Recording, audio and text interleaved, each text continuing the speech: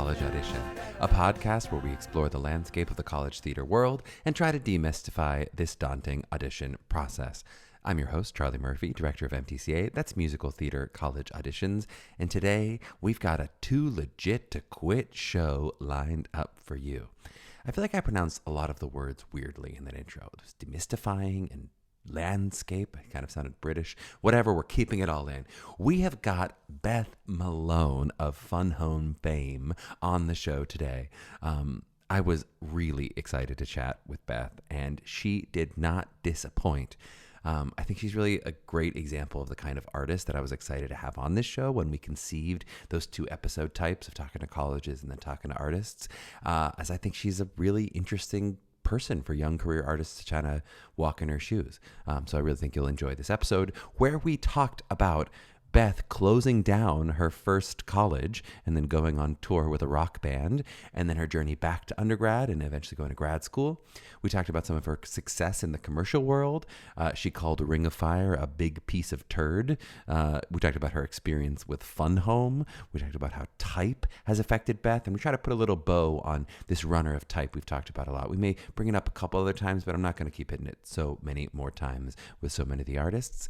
We talk about writing a musical with an Indigo Girl. We talk about zero plastic, which is a big thing that Beth is trying to do for the Broadway community. And we talk about Beth's advice to keep not quitting. Before we get into the episode, though, it is mid-October. The pumpkin spice pre-screen season is in its full ripeness, and I know many of our students are starting to excitedly look forward at early auditions coming up. Leo and I just got back from Pittsburgh Unifieds, where I also got to see many of our amazing MTCA students and meet some non-MTCA student listeners, which is always a thrill as well.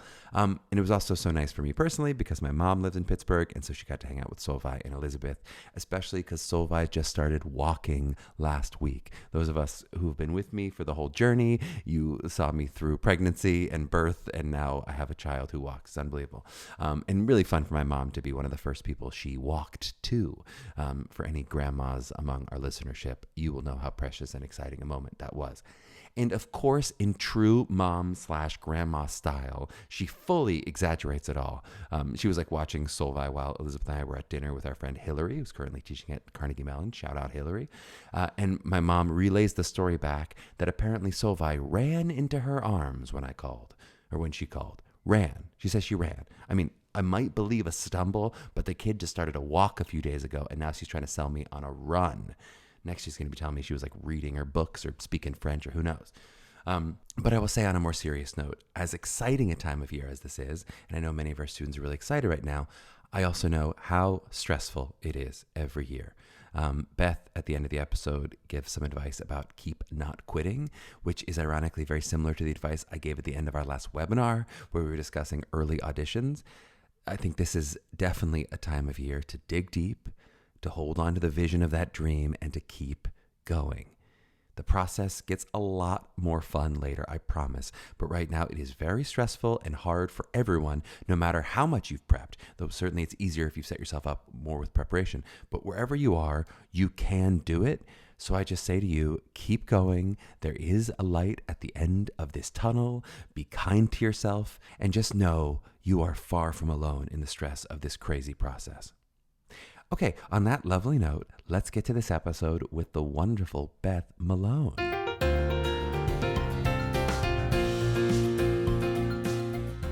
Well, we are honored to be joined by the wonderful Beth Malone.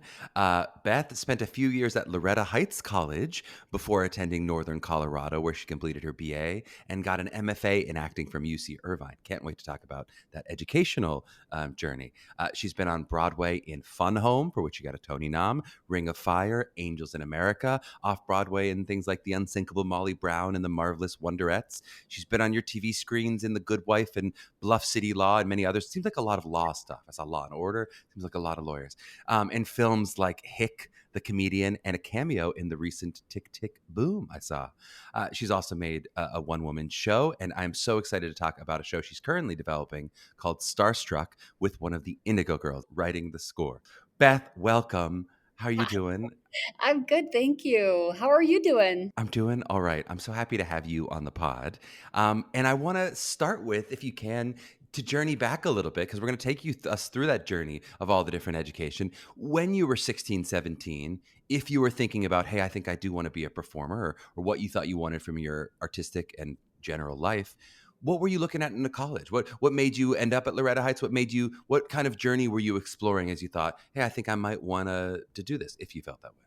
When I was starting to formulate a post high school plan, um, Loretto Heights College was the only thing in Colorado where I lived that was sort of conservatory training. And every Hmm. great actor in our region seemed to have come from there. So I was looking at those folks and going, okay, so they all seem to know something. And that program seems to be really turning out really exciting performers, talented people. And I wanted to just be one of them, wanted to be part of it. And so I went there, and I only got to go as a freshman, and then it closed. The whole school Unbelievable. closed. It was You just closed it down. It was because of you? They were devastating. like, no, no, this is it.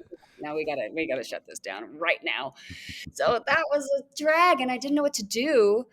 So I went on tour with a rock band for a year, and that really just kind of like derailed my trajectory. I think if it hadn't closed, I probably would have gone all 4 years and gotten an undergrad really early. Or, Mm-hmm. at that time, like Les Mis was auditioning, and I had sent like I think that I sent an audition tape for Les Mis, and I got response like they invited me to come to audition, but I didn't go because I was too scared, or I just didn't realize like I should go. And I think if I had had a program of professional minded instructors saying, okay, Mm-hmm. Beth, here's how you're going to do this. You're going to book a ticket, and we're going to get a Mm-hmm. hotel, and we're going, while we're there, we're going to meet an agent, like anything except for, oh, thanks. That's exciting. Well, if Mm-hmm. I'm ever in New York, I'll look you up. Click, like that was nuts. So that was what Uh-huh. happened.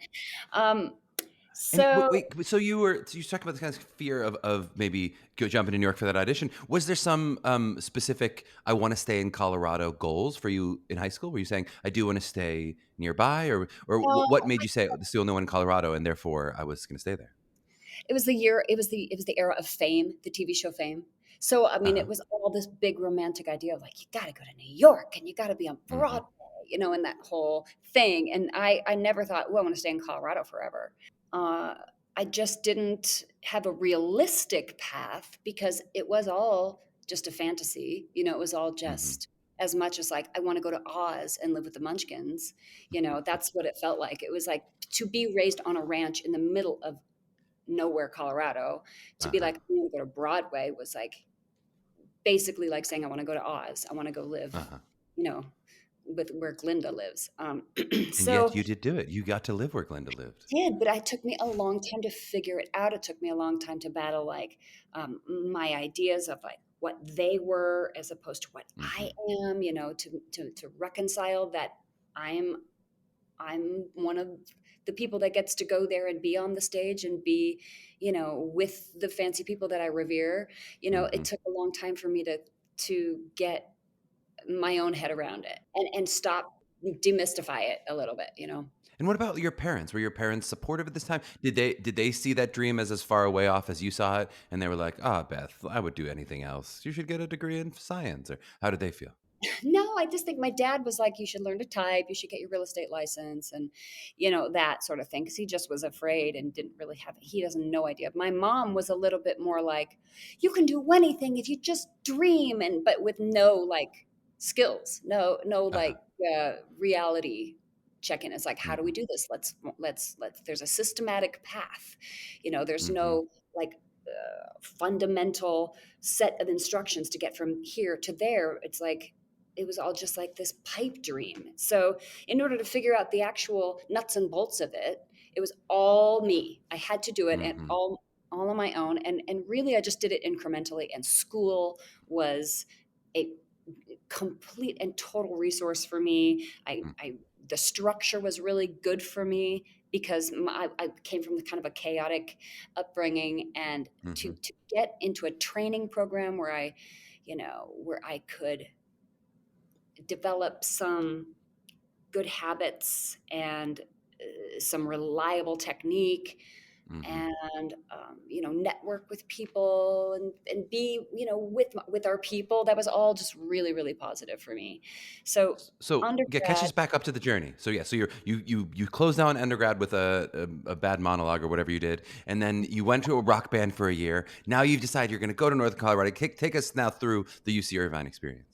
Okay, well, I did like I went and I started working at this like dinner theater also, Mm, and I got my equity card, and then I went back to undergrad with an equity card, mm, because I went to University of Northern Colorado, which is this pretty good program now. I don't think it was as good back then when I went, but it still was like everyone who got kicked out of Loretto Heights was like looking for a place to be, so we all kind of ended up there, mm, and it was pretty good. But now I think it's very good. University of Northern Colorado, UNC in Colorado, is a great theater training program in this town. So um, I did that, and then I kept getting jobs because I had already tasted professional theater. So I kept mm-hmm, leaving. Oh, I'm just going to take 3 months off and do this tour or do this equity gig or da da da. So it took me a long time to finish. I didn't finish till mm, I was 26 years mm, old. So I got my undergrad at 26, but at that point I knew like my undergrad degree was going to be toilet paper. I thought an undergrad degree in theater, what am I going to, what is anyone mm-hmm, really going to do with that? Except for work. So if I'm not going to work as a professional actor, I could see like waitressing in my future. So I was like, mm-hmm. I'm going to jump right into URDAs. I'm going to go to UC Irvine. I'm going to get my master's, so at least I can teach at a university. If this doesn't, become my, if I don't become a performer, I want to become at least a teacher. But this was just like a And that safe was the motivation for grad school was backup plan yeah, basically. It just was like like a I'm already working, but I don't know. I need more of a degree if I want to teach eventually. like at the point where I was like, I'd never worked in New York yet. Mm-hmm, I'd never made more than $1,000 a week. There was mm-hmm, like this. I was a practical person who was looking at the future, thinking, I want to have health insurance, and I want to have a yep, 401k and a house. And at that point I'd met my wife, and I was with her throughout this whole journey. So, mm, she's very pragmatic, and she's like, maybe you want to get a master's degree, and like, we'll have like a mm-hmm, stable college professor life in some cool like ski town. You can teach mm-hmm, theater. I mean, it was like a great idea, right? But then as I graduated, and I got a great education at UC Irvine. I mean, I didn't even study musical theater. I studied acting with the great mm-hmm. Robert Cohen. And, he's written a lot of textbooks that we've all read, Robert Cohen, and he was a teacher there at the time, a professor, and got a lot of really amazing skills. That program was um, heavy based on like uh, vocal technique, vocal production, Mm-hmm. for You mean like speech, acting voice technique there?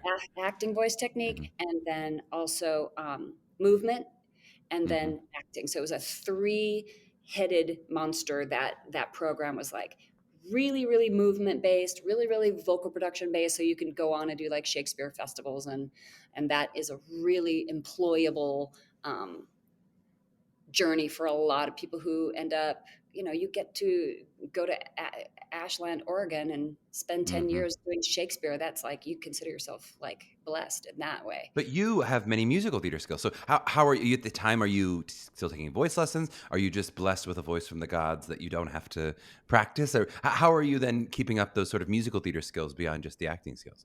I kind of like I hid the fact that I could sing so that I would be taken seriously as an actor Hmm. during that time. And then at one point I did um, come in with guns blazing, and they were like, wait a second, you're a musical theater star, that's what you are. And I was like, okay.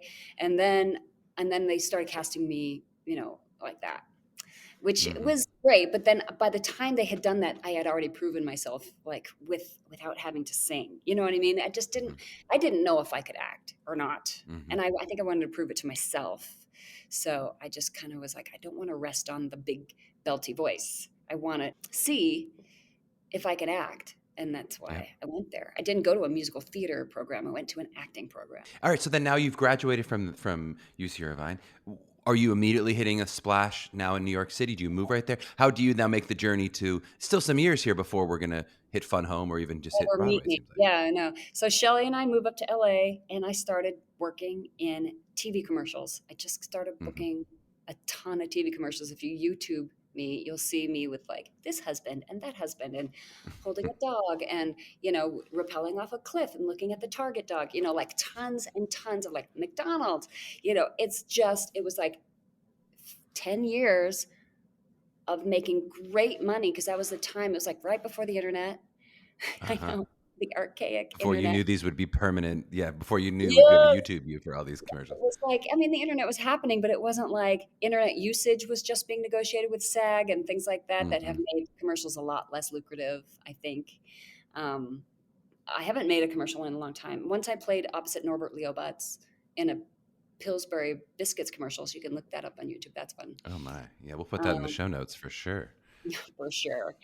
Uh, and then, like I was doing musical theater regionally around LA to keep my insurance weeks up and Uh-huh. to have fun and to make money. But also, it wasn't a career move. I don't think doing musical theater in Los Angeles isn't like Hmm. anybody's like life goal. Yeah, it is not a theater town. That's not what you go to No, Los it's not a Angeles. theater town. People go see it and it's nice, but it's not like respected or anything. It's Hmm. like it's a way to keep your health insurance but it's not like anything really Hmm. like and I got an agent and I started auditioning for things and then I got Ring of Fire out Hmm. of LA. I went to an audition in Los Angeles and booked a Hmm. Broadway show. So I was like, wow, oh my gosh. And it was like, I was playing opposite Jared Emick and I was coming from nowhere. And I thought, oh my God, Hmm. I've hit the lottery. I had no idea it was going to be this big piece of turd.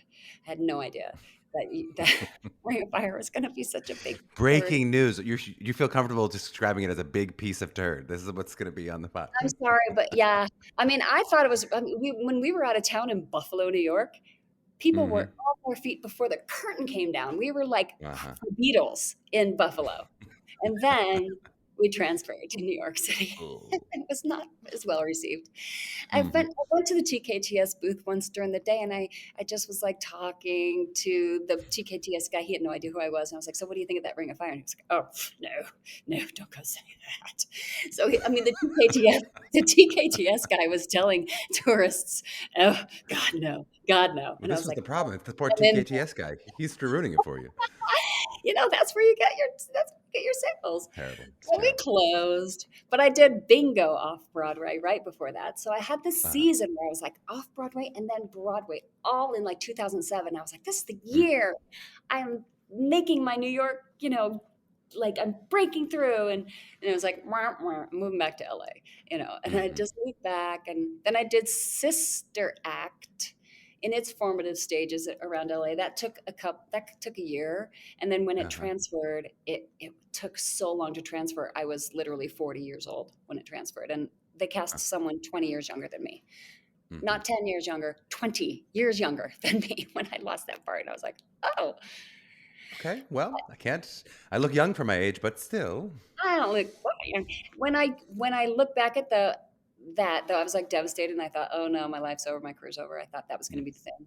Um, I would not have got a Fun Home. That if I had played that young nun and had been, the town of Broadway really kind of, they do pigeonhole you.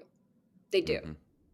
They look at you and they're like, oh no, she can do this and she can do that. And now after Fun Home, I've had an issue like just being seen for anything else, you know. Uh-huh. So They just want this, you to do that again and again and yeah, again. they're like, and then Yeah. that's why I have this hair now. And I just shot, I got a series regular on an Apple TV show this year, and I just finished shooting. That's what I have to do because Broadway is very temperamental as far as like who's Yes. trendy. I want to get into both of those questions, but before I dive too deep into that, just tell me a little bit about the Fun Home experience. I know you've done a number of amazing shows at that point, but it seems like that was a pretty incredible opportunity in a special role in a special production. I know something Elizabeth often will talk about of like post Jagged of just like there are so few like excellent leading roles for women past a certain age. Once you're past 25 or 30 or whatever, it's like there's a limited number of roles that you go, this is so meaty and I really can dive into it. So, and this seems like it was one of them, right? So what was the experience of working on it, developing it? Tell me all about that. Yeah, it was a miracle. It was like kind of a bolt of lightning from the blue sort of thing. I was really literally thinking about like transitioning out of the business again because Mm. I had a period of time where I just couldn't see a way forward after I came back to LA and then the loss of Sister Act, and I just thought, I really thought, okay, well, I'm not sure what's going to happen next, so I have to start thinking about like using my master's degree to go teach college. So I was in the middle of building a CV when my agent was like, "Hey, you want to put yourself on tape? I'm in LA again for this Mm-hmm. thing that's going to be at the public. It's just a reading, just a reading." So the way Fun Home came to me was like no pressure. It wasn't Mm-hmm. like, "Hey, you're auditioning for a Broadway show." It was like, "Hey, just like read these few lines into the camera and we'll send it and see what they think." And it was like a day later they called and said, "Yeah, they'd like you to do it." So it started as a pinprick. Mm-hmm. It wasn't like I always say it's like a putting a lobster in cold water and Uh-huh. turning the heat like from a cold Slowly water, boiling it. a slow Yeah. boil. When I started receiving the songs in my inbox and when I started receiving the script, it immediately felt special and Hmm. giant and magical. And I was very protective of it. I wasn't talking about it a lot. You know what I mean? Like when you get something that's so good, you don't even talk about it. Uh-huh. You're like, Uh-huh. Don't want to jinx it. Don't want to ruin it. oh no, this is good. And it just like, I had no idea if it was commercial. And it Uh-huh. wasn't commercial. Like it really wasn't. It's not a commercial show even to this day, which Uh-huh. is, it's just a miracle and everything, like to have a lesbian leading lady, to have a stone butch down center was so audacious anyway, but Hmm. to also get to have a fully rounded character that wasn't just a punchline or something like that, and to have her Mm-hmm. be gay, because I mean otherwise like musical theater has a terrible lineage of like using the word dyke to elicit laughter. It's just like I Mm-hmm. could cite like several cases in which the word dyke is a punchline, Mm-hmm. and it's reductive. It's really it's very damaging, way more damaging than we know. It just has this cumulative effect of just becoming a persona non grata. If you're a lesbian, you're just invisible. To be able to be in that room while that thing was being built, those minds were cooking away at like uh, trying and failing and like writing beautiful scenes and then taking them out and throwing them in the trash. Just it Mm-hmm. was it was just an incredible grueling experience of trying to figure out how to tell this story, how to take a graphic novel and make a musical out of it. First of Mm-hmm. all, it was like just a real like challenge to what panels to show and what to not, like what is important about this book. So to be riding shotgun on all of that was it was really something else. I know I learned it was like 6 master classes because it took forever. We would do Uh-huh. a 29-hour reading, then we'd go away for 3 months, then we'd go into Sundance and we'd do like a month long thing where we'd work on it every other day and then we'd take it off. Then we would do this Mm-hmm. intense like lab production, and this lab production we were at the Shiva, and that's the one right behind the box office, and it was just this flat stage and a couple like stadium benches, and then all of the celebrities started showing up, and that's when I Mm-hmm. knew like this is something. I was just gonna say, was there the boiling water at some point? You're going, oh crap! Like, was there a moment where you then noticed of Yeah, this is maybe going? It's not only maybe going, but it's definitely going. It's not only definitely going, but it might be a hit. It might be a Tony nom. Like, are those things happening for you? Is there one moment that happened, or was it all just literally slowly seeping in? it was an incremental thing. It was like first of all, we became like this buzz, that way long time ago in the Shiva Mm-hmm. production. We went away, then we came into the Newman, and then we became to like we extended and extended and extended. We were the ticket to Mm-hmm. get, and then we Mm-hmm. thought, I mean, there's this possibility that we could transfer, like this show could transfer, and all of the producers that came along, like Barbara Whitman and Mike Isaacson and Kristen Kasky, those three came on at some point while we were at the Newman. And at Mm-hmm. that point, I thought, this is bigger than we think. Uh-huh. And then all of a sudden, this thing that was in my inbox, Fun Home. It was this weird little title. It was private. It was my own little secret show. People started saying Fun Home on the street. Like, you know what I mean? Uh-huh. When you start hearing the title out in the world, you're like, wow, Have you now been it's in the reading my world. email? What's happening? Yeah. It was really something, to watch it. And now it's like, oh, it's a cast album. Oh, it's a book with a title on it. It's not just like a piece of paper or something in my book. It's Fun Home now. It's in the world. So to watch something get born like that is pretty wild. Okay, let's take a short break. And on the back end of this break, we're going to get into some of those very conversations about type and the way the industry looks at you and some exciting stuff. We'll be back. All right, we are back with the great Beth Malone, and we're going to talk. She hinted at it a little bit. We're going to talk a little bit about type because we've been doing a little runner on kind of discussions of type in the past few months.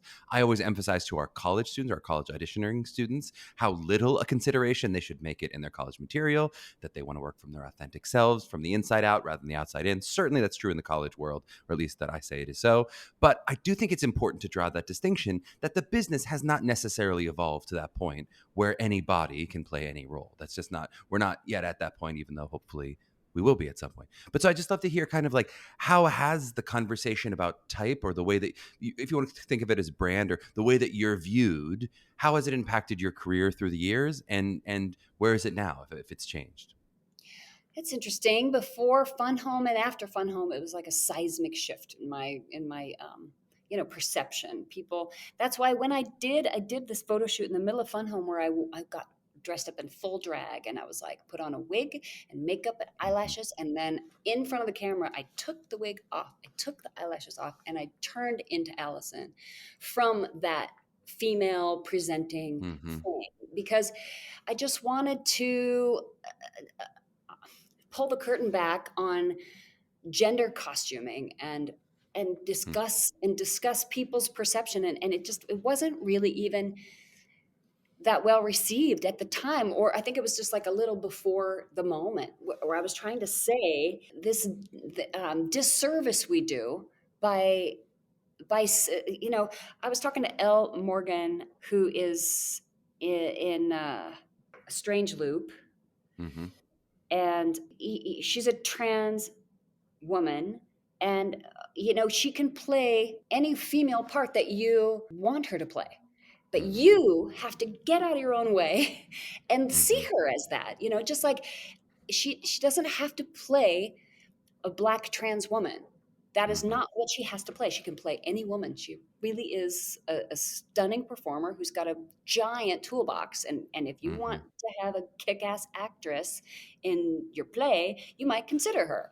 So I think Mm-hmm. it's a really, really hard thing to just get past people's perceptions. And I'm not really sure how to do it, but I'll just tell you that they are there, they do exist, and you are going to be up against them. But I still think that doesn't mean that you play toward that. I think you Mm-hmm. still don't consider that when you are thinking about what material to use for your audition. Still, just lean into your authentic self, the most self that you can, because ultimately the world will catch up to you. It just might take a while. Uh-huh. And do you find yourself consciously playing against? Like, I mean, you mentioned with your hair, which I had that same question to note of like, you look on, if you Getty image you or whatever, you look on, you have 16 different hairstyles. Sometimes it's short, sometimes it's long, sometimes it's gray, sometimes it's black. Like, we're going, you're showing me all these different options. Is that something you consciously think about in terms of like what my brand is or what my brand can encompass? Or is it just like, I live my life and sometimes you catch me like this? I don't think about it as the brand do, but I think like I was failing to be cast as a stone butch on television, and that's really what Mm-hmm. I after Fun Home. I mean, people are not writing musicals for me. They're not. They're Mm-hmm. not like going, "Oh, let's have Beth Malone in our musical." I don't know if Fun Home, completely eradicated my usefulness in musicals forever. I'm not sure. I just did Molly Brown, but it was like to get it to go to Broadway was like pushing a rock uphill. We had to Mm-hmm. eventually take it in off Broadway, and getting that done was really hard with me at the center. There was a Mm-hmm. Broadway producer who literally said, "If you put Sutton Foster in the role, we'll do it. And Hmm. and that just speaks to that whole thing of like how bankable someone is, and that all of that has to do with perception. You know, I cannot tell you how to battle that because I haven't successfully navigated that myself. All I can tell you is uh, I'm not going to let it change the way I attack material. I want to continue to listen to myself more and more and not less and less, because I think that's the thing you do when I was first out and about. I was like looking outward, trying to see what was there and be that. Okay, so that's like, and that's why I did so many commercials. I was really good at it. Hmm. Faker, I was a big faker, but great at it and got a lot of money for it. So that was good. But it was ultimately like, this isn't my life. I don't want to, this can't be it. Can't make my career out of this. Yeah. I don't want to look back and say like I was a commercial actor. That's when I started to do the work that drew the right people to me. You know, the work I Hmm. was doing made my people find me instead of me trying Hmm. to pursue something elusive. I just did the work that I wanted to do, which was write a solo show. Hmm. And then that solo show, I got a lesbian musical out of that. And then out of that, Lisa Crone saw both things. And so that made that phone call when they said, "Hey, will you put yourself on tape for this?" I pretty much already had the part, but I didn't know it Uh-huh. because Lisa was Uh-huh. like, "I think this girl will Uh-huh. be the one." And as you move forward in your career, you're not necessarily saying, I want to play a lot more butch lesbians, or I, I consciously want to play a femininely presenting straight woman or something like. You're just saying, I'm going to go for the stuff that's interesting to me. Well, for TV, I'm like, I just want to get a job. So Yes, I please go give me a for TV job, whatever that everything. means. I go for everything. But I wasn't booking butch lesbians on TV. They would Huh. think that they were going to get Allison Bechtel, and when I would show up, I Uh-huh. mean, even on TV, I don't have like the bravado and the Hmm. swagger of those sexy ass male presenting Uh-huh. charm machine butch lesbians that I revere. I revere them. Hmm. I'm just not them. I was playing one in Fun Home, but in a theater I can get away with it. In a theater I Uh-huh. can get away with it because people cannot tell what I really look like behind the glasses and the short Uh-huh. hair. They see glasses and Uh-huh. short hair and a t-shirt and they cannot tell what I really look like. And then when I would go, God, it was weird. When I would go to sign autographs, sometimes when people were like, "Oh, you're pretty." And it was like insulting slash flattering and also about something more and upset, like, and the fact that I grew my hair out and people are so happy about it, that also pisses me off. You know what I Uh-huh. mean? I'm just like, oh, I don't know how to feel about all of it. And yet I did grow my hair out because I wanted to upset the apple cart and just like Yeah. take the rug out from under people who think they know what I am, you know? I'm really curious if Fun Home was happening today as opposed to when it did. If we are enough farther along in our conversations of just the language being in the culture of being able to say like, oh, a masculinely presenting female or whatever, like would not have been something that we would have thought. Like, I think we were more categorizing people as opposed to understanding maybe spectrums of, oh, you can be this but still present as this, and Yeah. I wonder, I wonder I know, if I people would wonder have too. felt differently It's at the stage doors. and it's very much like even then it was not as evolved as now. And there was like a blanket, like a stone butch, like a stone butch is one thing, but like a butch dyke is a definitely specific thing. And Alison Bechtel is not a butch dyke. I mean, Uh-huh. if you're gonna like stratify what kind of lesbian, she's like more like a bookish, nerdy, geek lesbian. Mm-hmm. The fact that she's male presenting just was like butch dyke. It's just like Uh-huh. it's just not that simple. It's not that And of simple. course, what we talk about and all this stuff is like nobody is the one thing. Nobody's the, oh, all the No, quadrants go and you're just exactly that. I'm like, you're that, but I'm also totally this, and I'm also I myriads. always say this. I try always saying like when you close your eyes and you feel yourself like residing in your body, do you feel female? Do you feel male? Do you feel gendered? Or do you just feel like a person. You know, I always feel like I'm a person. I'm not a Hmm. lady person.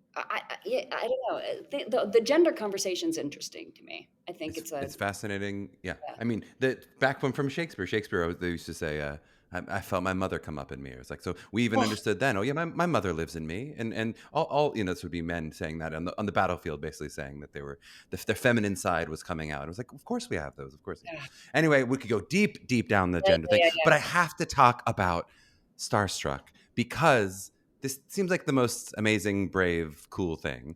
Because this happened, if I understand this, during the pandemic. Hmm. You now reached out, and I understand the Indigo Girls were like someone you really revere, someone that you really admire, and now you've reached out to them and proposed this idea of doing a musical project together. Tell I tell did, me the and story. I did, and it was just Emily Saliers, not Amy Ray. I don't know Amy Ray. I only know Emily, and I knew her in this very peripheral way. I'd met her a couple of times, and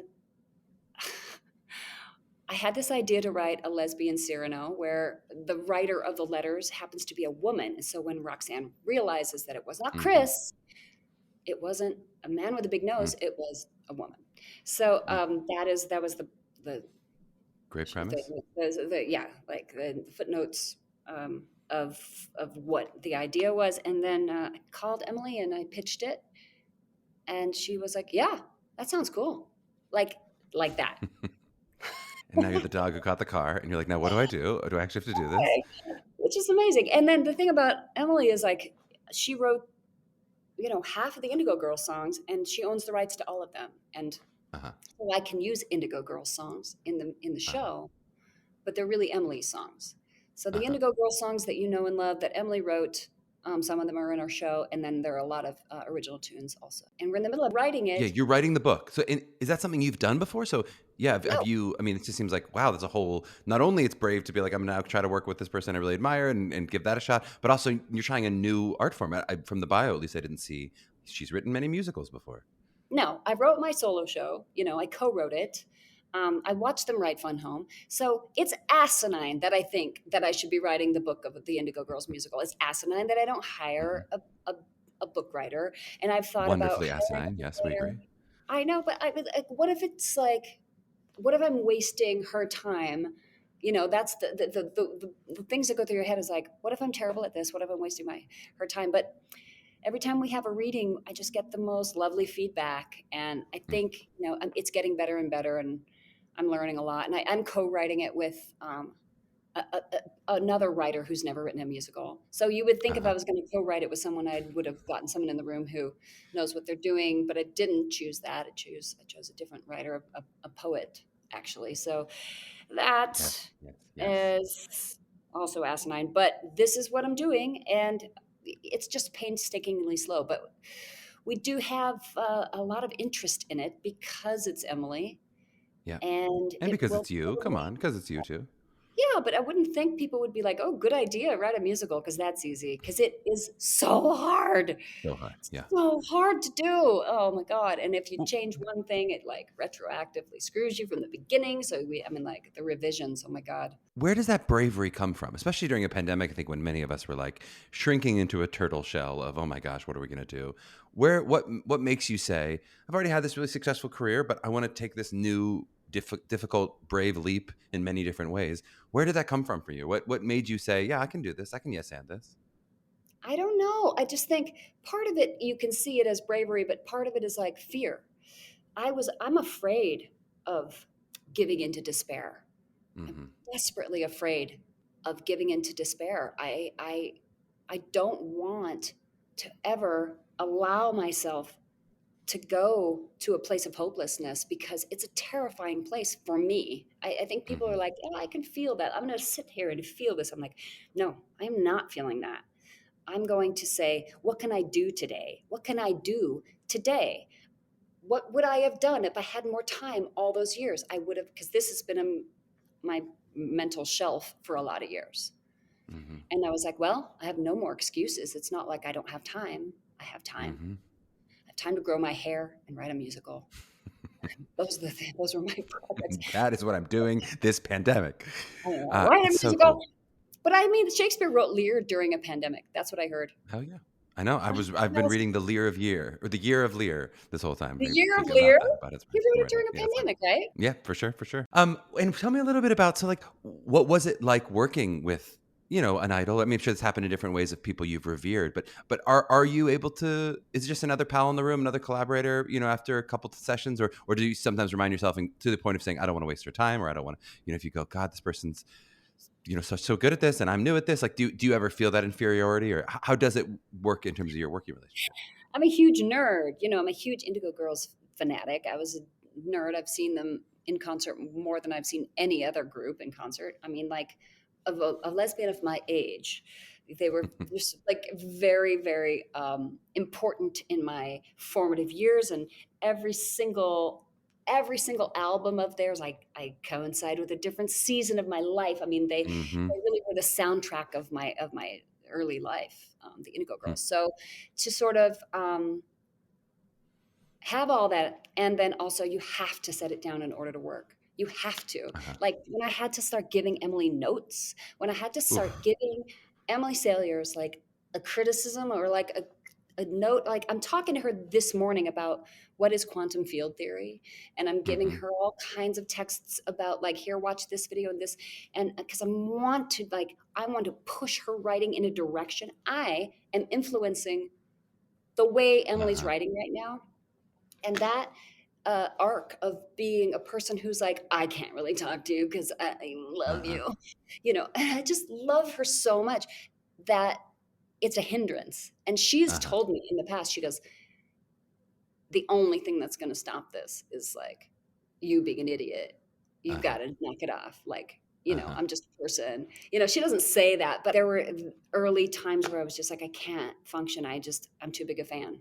I can't. Well, it is I can't so crazy that this is someone who's process influenced you and influenced your musical taste, I'm sure, for the rock band that you're in, and now you're influencing their musical taste, and even in subtle ways as you're pushing them. Unbelievable. Unbelievable. And she's written some gorgeous songs, gorgeous original tunes. And she's let me noodle with her lyrics a little bit. And that is also insane. Like we've co-wrote a couple things now, and it's like wild. I was just gonna say, why is quantum field theory in Cyrano de Bergerac? Is there like a really important? I'm just trying to remember. I have read the original. I'm not sure No, this in the it's a original very text. it's a broad adaptation. Let me just say, Uh-huh. it's a Hmm. broad Okay. adaptation. And you know how Cyrano is a astronomer. Uh-huh. So that is we have adopted that, and we have set this in a dark sky reserve. A dark sky Uh, reserve is a place where they do external lighting compliances, so you don't no light in those ruin places. the night sky Yeah. with light Yeah. bleed and glare and stuff like that. Uh-huh. Um, so there is an astronomer, and it's Cyrano, and she is a person who believes in physics above all else Uh-huh. and not God. And then Roxanne comes and makes her believe in God, sort of, like Mm. Mm. that's the short of it. It's like, oof, a woman. 2023 on Broadway. We're calling it right now. It's coming. It's happening. Oh, Is that true? Am I predicting it I correctly? would say 24, probably, if it comes. 2024 on Broadway. It's happening. Thank you. Tell me a little. Also, I saw, according to the internets, that you're an LGBTQIA activist. I would just love to hear a little bit about like what does that look like today? Because it's something that I talk a lot about with our students. Often they're asked in like a college interview of like, "Hey, what's a current event or a political issue that you really care about?" Right? And we sometimes just have like discussions of like, how do you foresee their art mingling with their activism? Like if they mingle together, if they're two separate things. I just would love to know like what for you has that experience been, in the past and now? Well, I think when you are really visible, if you're a visible um, lesbian in the arts right now, I think activism kind of finds you. You don't have to Hmm. pursue it because there's still a ton of injustice out there, and there's a lot of God, the LGBTQIA youth that are homeless and suicidal. There's always an opportunity to donate your time and energy to a cause, to Uh-huh. Covenant House, to places that are outreaching. There are several places I donate to that are really worthy causes, because they really do, they provide beds for people who need a safe place to go. And was your experience, you said that it was sort of you were being sought out. Like, is the experience like, I'm sure young people of, exploring their sexuality, or young women who know that they're lesbian, are they seeing you immediately and saying, you're my idol, I want to be like you? Like, do you feel like the weight of that responsibility being a visible member of the LGBTQIA community? Yeah, there's, during Fun Home, the second act of Fun Home, we said, was like the stage door where you just go out to the long line of folks who traveled from the far reaches of the United States to see this particular show. And you just listen. You just listen to them and their stories and what they want to tell you. And that is part of it. And if they need help, you try to hook them up with the right organizations. But it's a very heavy deal. And the need is so immense still. There was a New York Times reporter who wanted to do a story kind of along the lines of like, gay is now like not a thing, it's so accepted. So what's the next thing? And I was like, I'm not going to contribute to that story because it's not true and it's dangerous. That's dangerous. Like, get out of New York City, get anywhere else. There's been this horrible, horrible backsliding that we've all witnessed over the last 4 or 5 years, and it isn't done. We're not done. It's just like there's been so much damage, and there's this real dangerous human nature that has been emboldened across the culture right now. So we have to make sure that we're protecting our most vulnerable right now, and that is LGBTQ youth. And let me ask you an absolutely impossible follow-up question, Okay. which is, as someone who's writing a musical with a lesbian lead, or one of the leads being a lesbian actor, do you feel conflicted in some ways of showing what feels like it might want to be prescriptive, or sort of like a vision of a lesbian leading character that is in some ways challenging societal norms, or in some ways that you go, this is moving the conversation forward, versus, I guess, feels like the conflicting impulse as an artist sometimes is like to show all the complexity and truth and flaws, especially as we mix art and activism. Sometimes the art can become a little bit prescriptive, or it can go, it should be, the story goes like this and this because it can't fall into this trope, or it can't fall into this, even though you're like, but maybe my character is going to fall into this trope, or he's going to have the same flaws that every other person has, or I guess I wonder, how does that conversation are you aware of like Twitter as you're thinking about, what am I writing for this, for my lesbian leading lady to do? It's interesting, like the whole thing that happened with Jagged, and I wasn't talking specifically about that, Beth. I don't know where you got that idea. I have no idea. Oh my gosh, that whole mishigash. And I was following that very closely because my dear friend Lauren Patton is at the epicenter from of that Fun whole Home shit show. Yeah. But I am doing something on purpose as a response to that. I have to say, like, there is definitely a part of this show that is a response to that conversation. And what I said before about gender identity and like feeling like a human underneath all of it. Of course I have an agenda. Of course I have a message for the people about gender rolled up in my little show. And of course it's going to draw a shitstorm of abuse. I can already hear it. I don't care. I don't care. I need to say what I want to say about this in this time. I want to unite people and not continue to separate and label and subsect and sublabel and everything like it. It's important. I understand how gender is important, and I want to honor people who are feeling targeted because they are not allowed to present in the way that they want. But at the same time, we have a failing world, and we have a lot of energy going in these other directions that could be better put to use. I just think our energies could be better put to use right now. It's so interesting. Yeah. And we talked about this with Shakina Nafak, who's on the pod. But just sort of the idea that like also like art is not supposed to be an after school special. It's not supposed to be necessarily like exactly how you expect it to be and how you want it to be in your life. So all of that, it's like it's a big complicated mess, of course, to This discuss. show doesn't have to be your truth. It doesn't Right. have to be your truth. It Just can has just to be be this show. a character's truth. Yep. This is her journey. This is her truth. It doesn't have to represent all gay people across the globe, and it's not gonna. Yep.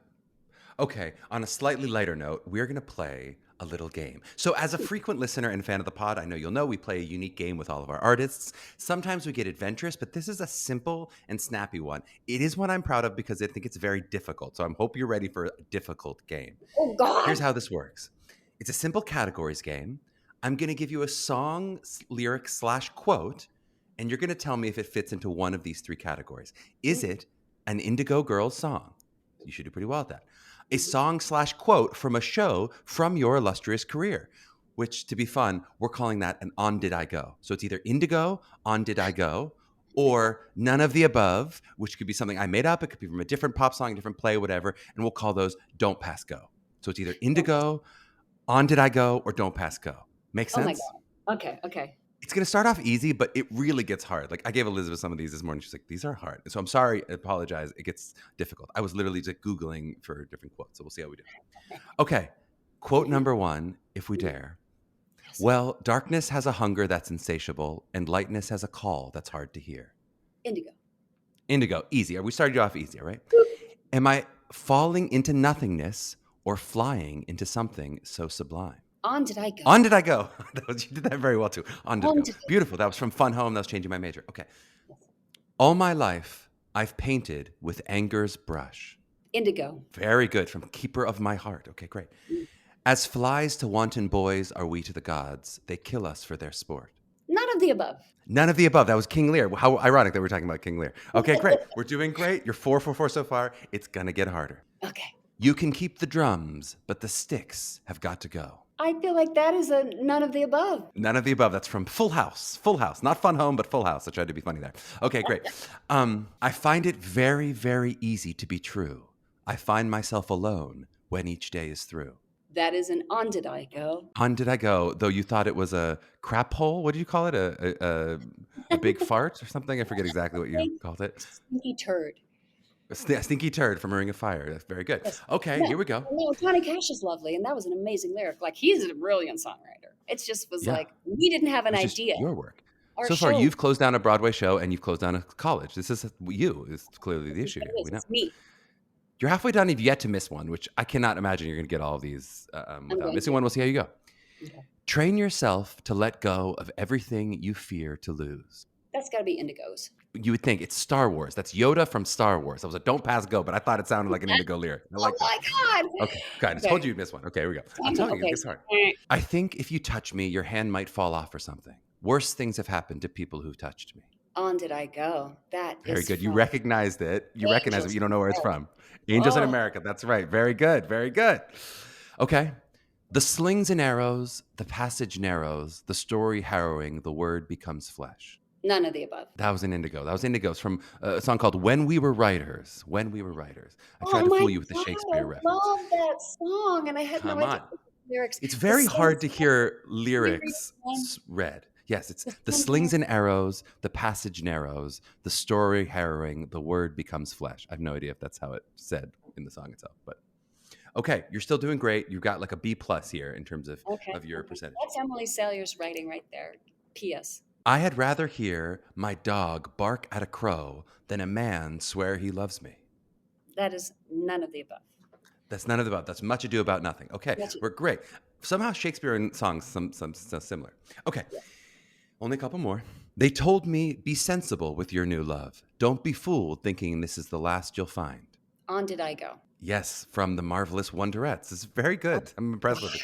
You're showing an impressive knowledge of your own career. I made Cameron Adams do this with like parts she'd understudied, and she was like not doing well with it. She was like, I Not forgot at all of this all. stuff from 15 years ago. Come on, not fair. Okay, what's the point of money if you're not going to spend it on the people you love? On Did I Go. On Did I Go? That's from Tick, Tick, Boom, which will count as an On Did I Go. You were in the great little sequence there. Okay.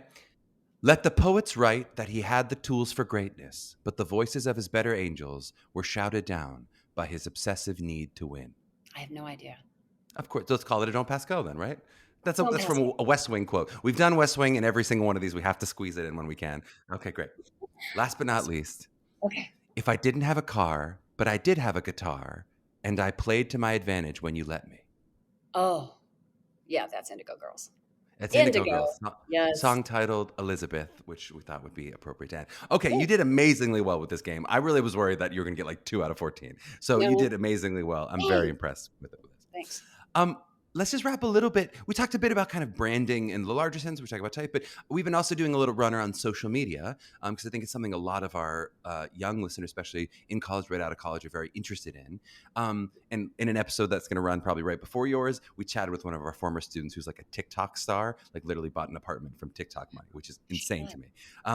But we've also had some artists who say I really avoid it. I really avoid the fear of it. So I would just love to hear, like, is it something you consciously use in your career? And especially now living in Colorado, where it's like it's not, if someone who may not be native with technology in the same way that like a 14-year-old or whatever is right now, like how do you use technology, social media, the whole thing to sort of consciously, I don't know, brand yourself or sell yourself from afar? I feel like I'm probably like a C- student with the whole thing. Like So better at the trivia game than bio. this. I just had someone, like I'm doing a concert to benefit the Actors Fund, and I wanted to put it on so people would buy tickets so that they could get money. And it's a really, really good idea for Actors Fund to get money. The only thing that's going to have to happen is like Beth Malone is going to have to figure out how to put link in bio. And so what the hell? How do you do that? How does one do that? And what part of the thing do you push? So this is where I am with it. I'm not a TikToker. I enjoy it. People send me things. I'm obsessed with this drag queen who sings about potato salad. I think her name is Cupcake. I love her, but only when people send things to me like your favorite lesbian aunt. You're like, oh, I'm going to send my favorite lesbian aunt this really funny TikTok, and she's going to get a good laugh out of it because she knows how to push the button that says play. That's about it. So I wouldn't follow it and I wouldn't do it. There's nothing I would do on TikTok. Oh my God. I mean, like what the pressure. Yeah. What about an Instagram or a Facebook, or do you have any? Oh, I do Instagram, but I don't I use it Do to you have any promote. consciousness to it? Yeah. What are you thinking about as terms of what you're putting out into the internet? Mostly I use it to promote things unless I happen to take a really good picture that I love, and then I put it on because it's just like, it's about a visual, Instagram's supposed to be like about a visual thing that like goes whack, I think. So once in a while when you take a great picture, like, oh God, I have to post that. It's just so good. You just gotta But whack us with it. don't use it to be like, here's what I'm eating and here, here's what I'm doing now. I'm not like that. I'm not like that. Right.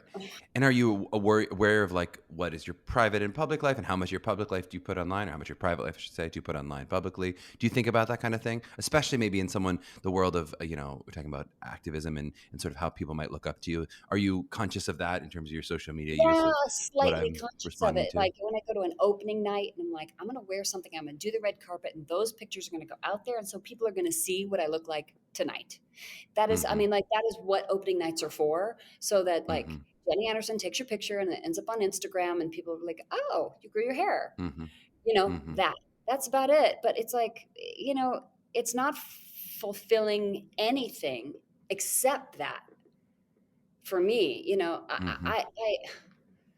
I keep a diary, so like I don't need to keep my diary on the social media, but I As a do life blog. use Facebook. And once in a while, people were like, "Why don't you ever post a picture of your wife?"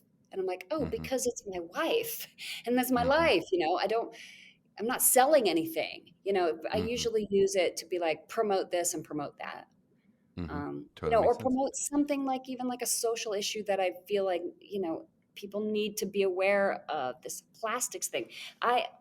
If I had one goal in my larger life, my goal before I leave this planet is to get single-use plastics out of Broadway. I want our industry that we know and love to lead the way on this. If you go out to Brooklyn, you go to BAM, you're going to get your water's going to come in a cardboard box. Yep. Because they You think can do I'm it. paying $32 for that whiskey at the Broadway show? You can afford a non-plastic cup. You would think. Amen. But no, it's not. It's not the single-use plastic cup. It's the water bottle. When you get a water and they hand you that plastic bottle of water, I want that out of our industry. It's Let's make it happen.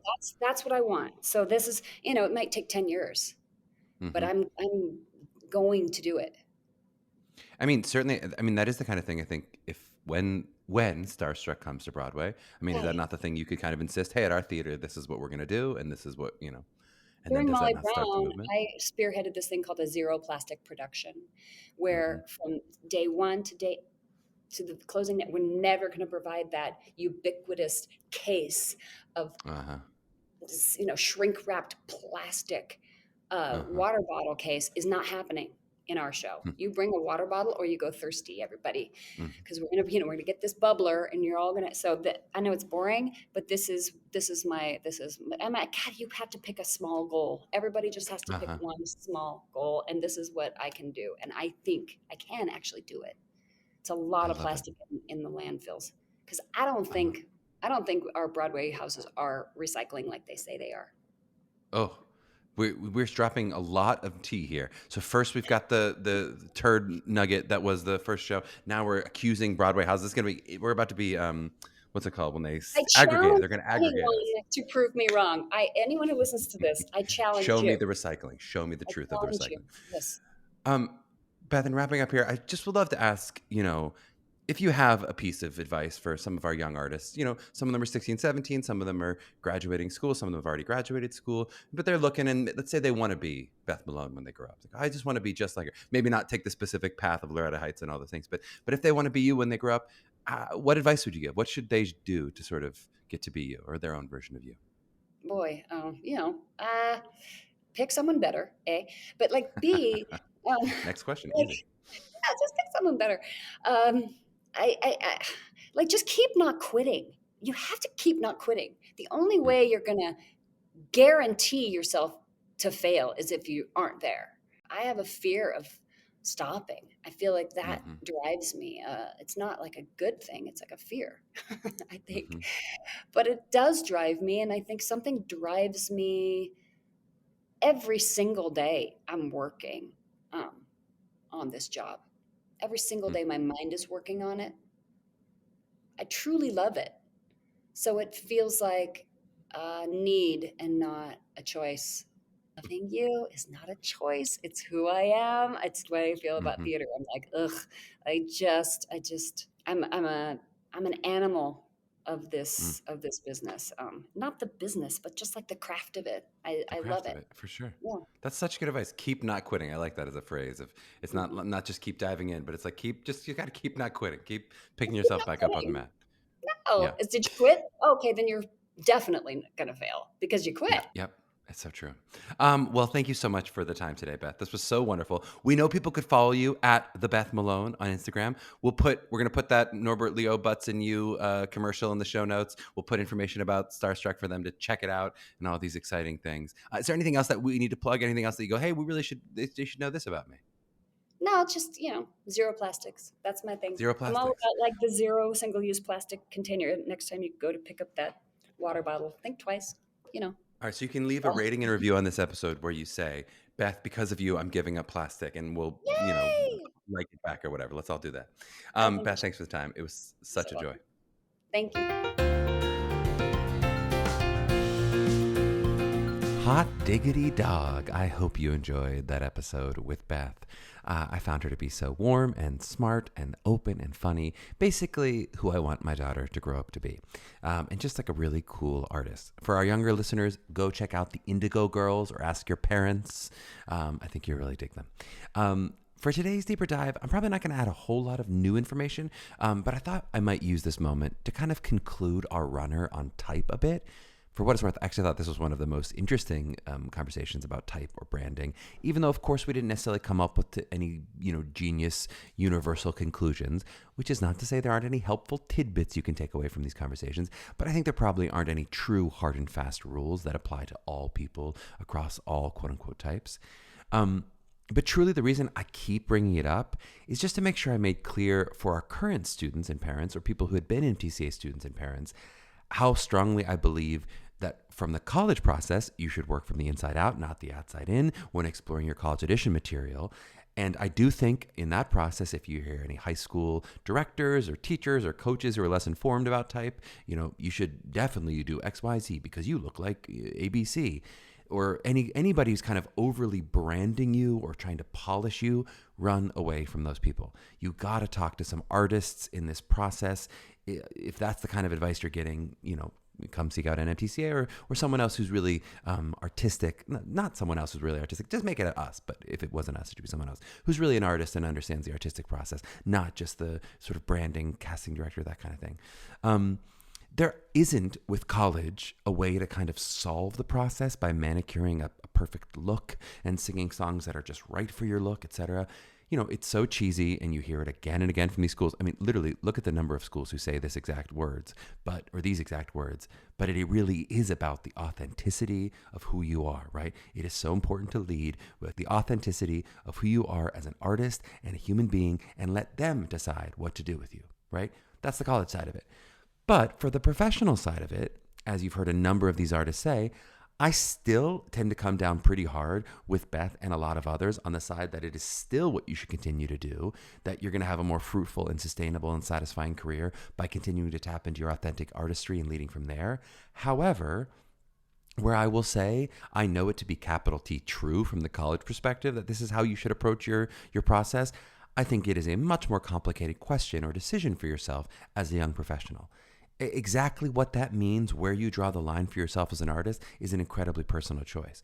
I mean, you've heard Beth talk about not wanting to do nothing but commercials, that she was doing a ton of commercials, and that wasn't what she wanted her whole career to be. And let's just be honest, when we talk about like commercials, the world of that commercial audition is very little about artistry and a ton about what you look like, what you sound like, how you want to brand yourself. It can certainly, in some cases, be about your quick wit for like fun or funny commercials, but even that is often not true. I don't tell a lot of stories from my career, but I remember going in for a Dockers commercial. Dockers is like a pants company for people who were under 25. It was pretty shortly out of school, and I just remember thinking like how incredibly similar we all looked. They like clearly were bringing in someone who looked a whole lot like me, with the biggest difference being just like a bunch of different waist sizes. So there was like super buff version of me, slightly buffer version of me, super skinny version of me, slightly plumper version of me, like all the different kind of waist sizes around people who looked a lot like me. That's what commercials are. They are trying to sell a product, and you really, in a lot of ways, are kind of a prop to sell that product. There's not normally a ton of artistry involved. That's not to say there aren't artistic commercials out there, blah, blah, blah. You know what I mean? And while I would say that is less true in the theater and musical theater world, there are absolutely aspects of this in the Broadway community. Basically, the more money something costs, the more money something expects to make, the more it starts acting like one of those commercials, or at least a mix of that, right? You might have some of the real artistry, the director's fighting for this, but then the producers are talking about XYZ in terms of who's got the most Instagram followers, who's got, more commercial considerations. It's never going to be quite the same extent as a true commercial audition or industrial or that kind of thing, but that certainly is going to exist. The reason I say all that is not to say that you should therefore necessarily play into type. Again, I'm saying maybe not would be my general advice in some of the ways that, we've discussed on these episodes, but mostly just so that you're not shocked when you encounter it. The reason I'm doing this is what I'm telling you is true about the college world and the way that artists think, right? The vast, vast majority of these college programs are run by former actors, sometimes current actors still, former directors, sometimes current directors, etc. They're all artists, right? The people who run these programs. Whereas on the other side of the table and in the real world, there's a whole world of casting directors, agents, managers, producers, studio executives. Some of those people also happen to truly be artists, but not everyone you encounter will think about art artistically in the way that we're talking, right? You're going to hear a lot that's going to sound like it's going to counter some of this like inside out thinking that I'm advising you do, and some of this authentic artistry plays that I'm talking about, right? You know, the first time you hear an agent tell you that, hey, you got to cut your hair, or hey, what if we started selling maybe a part of your identity, whether that's like we got to sell your gender identity, or we got to sell your race, or sell your sexuality, or something like that, right? How you navigate that moment is really up to you. And I think it's a totally valid path, in my opinion, if you want to say, hell yeah, this is my truth anyway. Let's just make some money off this aspect of my identity that I already embrace. If it's just about, do I have to change clothing or change a hairstyle or something like that? Totally up to you, right? Or if you want to say, hey, I know that may make me more attractive commercially, but it just isn't authentic to me. It's not how I want to live my life. It's not how I want to put myself out there in the world. That's totally okay too. So it's really not me recommending one of those or over the other. But, you know, as we talk about this sort of ever shifting world that we're living in, you know, I do think there is less aggressive typing than there used to be maybe 20 years ago, where it would not be uncommon for someone to say, hey, you got to lose 10 pounds to fit your type. You know, that's not going to work, right? That does, you know, that's certainly less than it used to be, but that does still exist out there. You're going to see people who are going to do stuff like that, if not exactly that, right? Even as you feel the shift, it's never a clean shift, and it never happens all in one. And we also, the other reason I bring this up is we are going to have some more of these commercial industry type guests on the pod. I have one recorded already with an awesome manager. It's Jeff Soffer. And I'm scheduling with people in the casting director and the agent world as well. And I really just want to kind of sprinkle them in. I don't want to make it all about that side of things, since I do really want to keep this as a conversation about artistic paths from artists, right? I don't want this to kind of become a how-to. I think it's just kind of a different kind of pod of like how to make your resume and how to go find an agent. You know, we'll dabble with that kind of stuff, but I think we're really going to keep it more about the artistic paths that you can take. But I do think it'll be helpful to hear from some of those really artistically minded members of that part of the business as well. To hear those episodes and many more, you better hit that follow/subscribe button on your podcast feed. That is, unless you've already hit it, in which case I don't want you to hit it again, because that will unsubscribe you, unless you're choosing to do that out of principle because you don't want to hear any more commercial sounding podcasts. I respect that if so. Otherwise, you can reach out to us with questions directly for the pod at mailbag@mappingthecollegeaudition.com, or hit me on Twitter, Instagram @Charmor7, where did you see it? I did post. It happened. It was wonderful. If you're interested in working with MTCA for help with your individual prep for your college audition journey, please check us out at mtca.nyc. You can also follow us on all the social mediums in the show notes. To my young artists out there mapping their journeys, keep not quitting. We'll see you next week.